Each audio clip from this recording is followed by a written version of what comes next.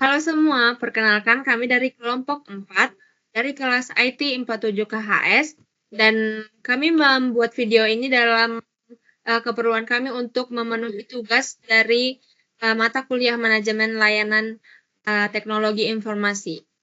Nah, kami akan membahas tentang laporan identifikasi masalah organisasi atau perusahaan di bidang pemerintah. Sebelumnya kami akan memperkenalkan diri kami dulu. Dari sini kelompok 4 yang beranggotakan Denis Arsyadya, Arif Farcan Firzatullah, Jundihak Darmawan, dan saya Elsa Risnaulisyan.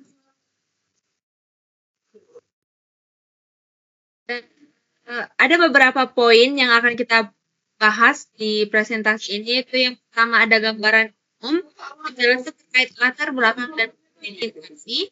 Yang kedua yaitu rumusan masalah, yaitu permasalahan-permasalahan yang terjadi di instansi. Dan yang ketiga yaitu solusi yang ditawarkan untuk mengatasi masalah di instansi. Dan yang terakhir ada kesimpulan. Langsung saja kita masuk ke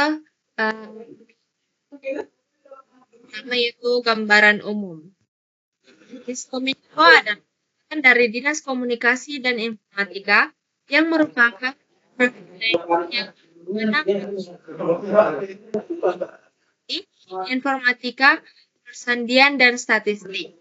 Proses bisnis inti Diskominfo yaitu yang pertama pengelolaan informasi dan komunikasi publik yang seperti pengelolaan media komunikasi publik, penyebaran informasi kebijakan pemerintah, pelayanan dan pengelolaan masyarakat.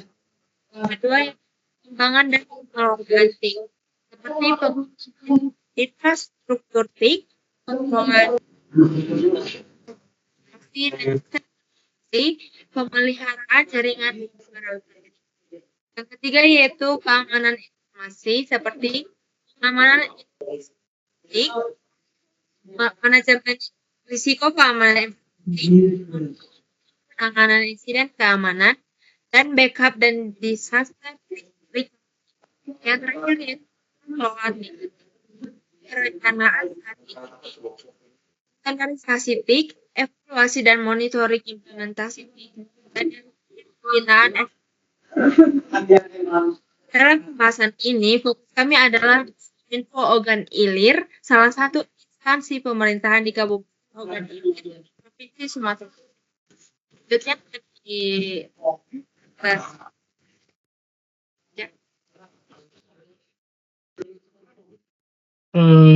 baik, untuk rumusan masalahnya sendiri, yaitu bisa dilanjutkan di slide berikutnya.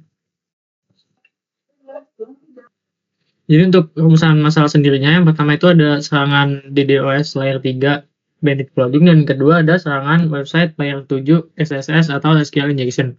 Dan untuk pengertiannya sendiri, untuk penjelasannya sendiri, yang pertama sering terjadi serangan DDoS di level layer 3 dengan cara bandwidth flooding. Jadi walaupun paketnya di drop di gateway dan tidak diteruskan ke arah server dalam jaringan, bandwidth internet menjadi habis semua, sehingga membuat seluruh ekosistem jaringan menjadi down. Jika solusinya adalah ganti-ganti IP public, maka tidak reliable karena sifatnya temporary. Dan jika menggunakan DNS proxy seperti Cloudflare, DDoS layer 3 tetap akan tembus jika IP asli server ketahuan.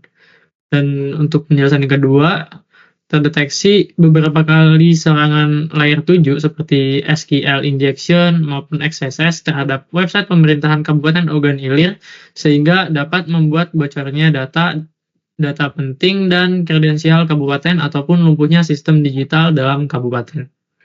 Untuk selanjutnya saya serahkan kepada Denis. Baik, kemudian untuk solusi. Ini adalah bagian dari solusi yang kami tawarkan untuk mengatasi masalah yang ada di institusi Diskominfo. Pertama, solusi yang kami berikan adalah implementasi BGP Tunnel. Mungkin kita bisa bahas dulu apa itu definisi dan konsep dari BGP Tunnel dan juga kelebihan dan kekurangan dari BGP Tunnel. Next. Nah, untuk definisinya sendiri, BGP Tunnel itu adalah BGP, yaitu service dari Border Gateway Protocol. yaitu protokol yang digunakan untuk menentukan jalur bagi internet secara global. BGP berfungsi secara global untuk melakukan akses sehingga memungkinkan jaringan lokal untuk dapat diakses dari luar. BGP sendiri sebenarnya merupakan protokol yang memang menjadi backbone jaringan secara global ya. Berarti semua instrumen jaringan secara global maupun internet apapun yang kita pakai, baik itu internet wifi, internet paket data ataupun internet berjenis apapun, itu pasti di backup oleh service bernama BGP. Karena BGP ini yang menjadi penghubung antara semua SP dalam seluruh dunia. Kemudian untuk cara kerja BGP tunnel itu sendiri, dia akan membuat rute spesifik antara dua tempat atau server melalui protokol BGP yang kemudian mengarahkan lalu lintas melalui terowongan virtual. Sehingga semua request dari internet yang masuk harus melalui tunnel terlebih dahulu sebelum mencapai jaringan lokal. Nah, sebenarnya konsep ini mirip dengan konsep VPN biasa ya. Konsep VPN biasa namun kalau VPN biasa hanya implementasi untuk satu device saja atau hanya untuk satu IP saja. Kalau BGP tunnel ini implementasinya untuk satu skala enterprise network, yaitu satu jaringan prefix di broadcast ke server VPN secara sekaligus, sehingga semua request harus melewati BGP tunnel atau VPN server sebelum mencapai server tujuan, yaitu server asli kita yang ada di jaringan lokal. Next. Nah, BGP tunnel ini tidak luput dari kelebihan dan juga kekurangan. Berapa yang kita mention di sini dari kelebihannya dulu dapat membuat semua request internet untuk melewati BGP tunnel server, sehingga sebelum mencapai jaringan tujuan, segala aktivitas request dapat difilter dan diinfeksi terlebih dahulu oleh BGP tunnel server. Hal ini disebut juga dengan deep packet inspection sebelum diteruskan ke jaringan tujuan.